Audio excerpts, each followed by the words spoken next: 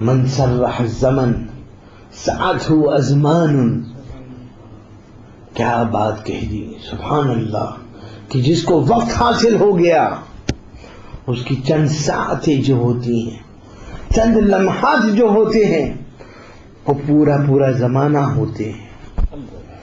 من سرح الزمن سعته ازمان، کہ وقت حاصل فرما لیا، تشریف لے گئے، معراج کا تحفہ لے آئے، اور سب معاملات ویسے ہی کہ ویسے.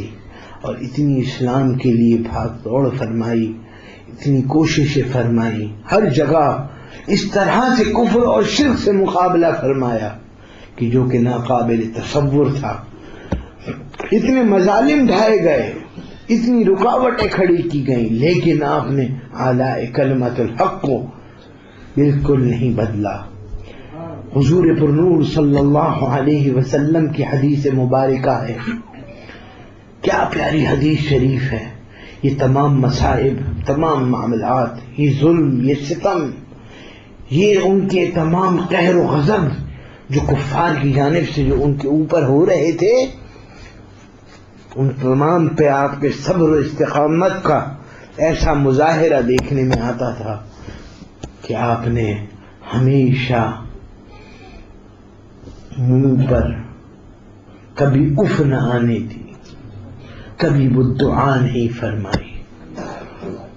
اور آپ نے حدیث مبارکہ سے جو ثابت ہے، افضل الجہاد کلمت الحق عند سلطان جائر، اس کے عین مطابق آپ نے عمل کر کے دکھایا. آپ نے جہاد کی ترغیب دی، صحابہ اکرام کو ٹرین کیا، صحابہ اکرام کو غیرت ایمانی، جوش و جذبہ مسلمانی اس طرح دلائی کہ آپ کفر سے نبرد آزما رہے تمام زندگی. آپ نے لشکروں کی تیاریاں فرمائی، مکے سے مدینے تشریف لے گئے، مدینہ شریف میں غزوات میں حصے لیے، غزوہ سریہ اور تمام جو معاملات تھے، اہم جو اجلاس و معاملات ہوتے تھے مسجد نبوی شریف میں طے فرمائے. جنگوں کے پروگرام، کفار سے کس طرح نمٹا جائے، ان کی ظلم و ستم کا کیسے جواب دیا جائے، یہ تمام معاملات آپ نے مسجد نبوی شریف میں بیٹھ کے طے فرمائے. اور فرمائے سب سے بڑا جہاد ہے کلمہ حق. سلطان جائر، ظالم حکمرانوں، ظالم کافروں کے اوپر اور مشرکوں کے اوپر کلمہ حق.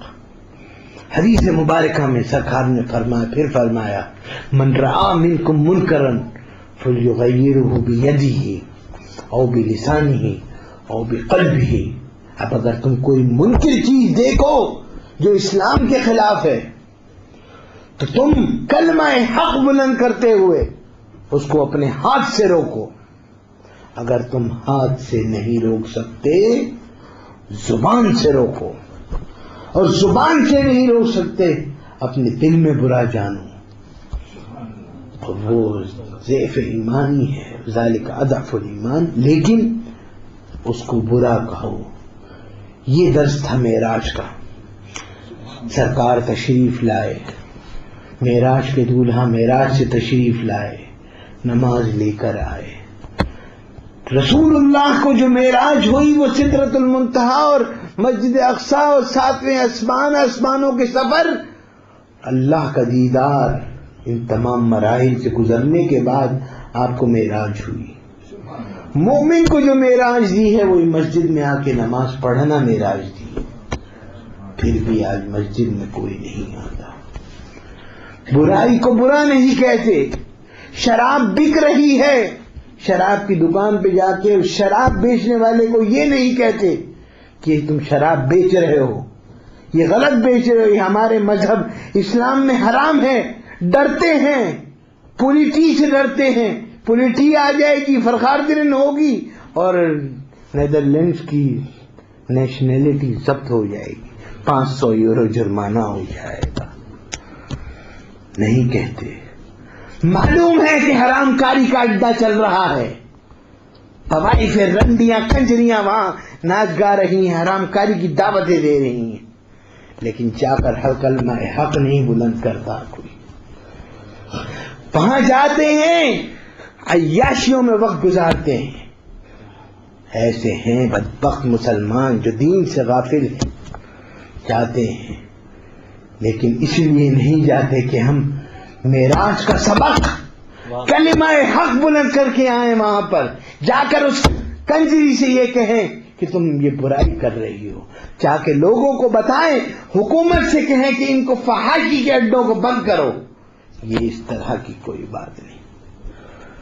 تو معراج کی رات کا سبق, معراج کی رات کا تحفہ یہی تھا, کلمہ حق کو بلند کرنا.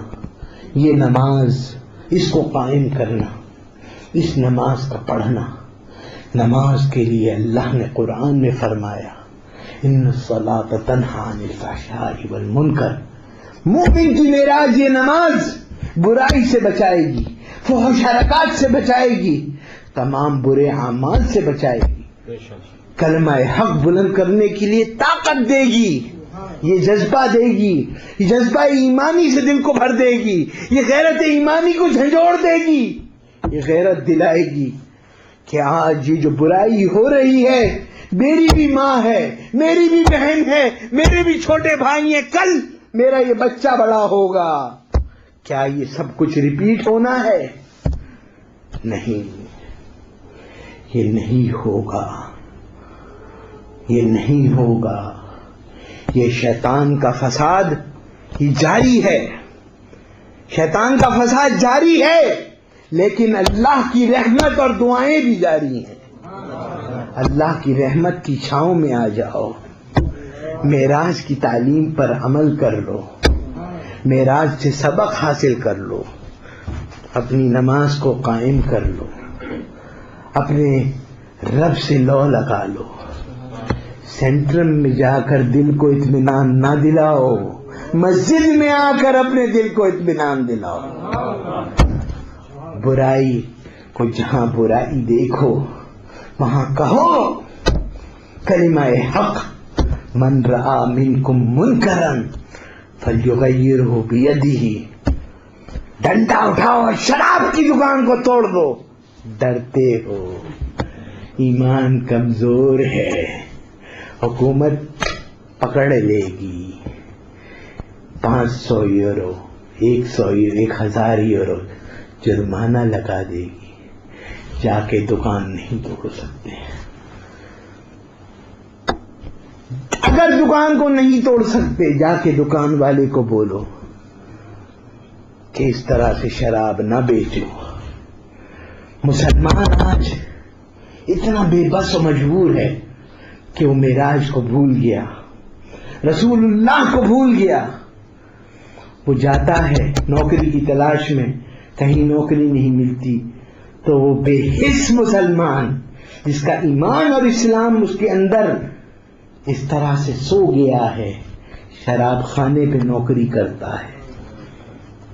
صرف 100 یورو نوکری تنخواہ, 200 یورو نوکری تنخواہ. وہاں پہ سیلز مین کی نوکری کرتا ہے, شراب بیچتا ہے. لوگ آتے ہیں ان کو شراب پلاتا ہے. جو شراب پیتے ہیں وہ گناہگار ہیں,